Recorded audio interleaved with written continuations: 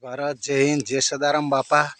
મિત્રો આપણે કહીએ છીએ કે આ ઓમ કરો આ અમુક કરી નાખશો। ના ના મિત્રો, એ તો પહેલારના નર નારીના મત એક હતા।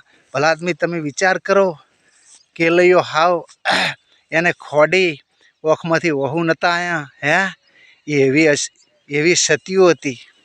અને અત્યારે નિહાલમાં સાહેબ મારે ને છોકરાને તોય ફૂટ ફૂટ જમીન વધારે કાપતા જતા હોય। સાહેબ મારા છોકરાને કેમ માર્યો, ભણાવો હોય તો ભણાવો, એવું બધું બોલતા હોય।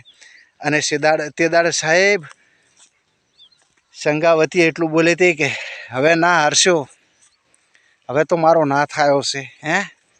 એટલે એ નારીઓ એવી હતી ને એ નર એવા હતા સાહેબો।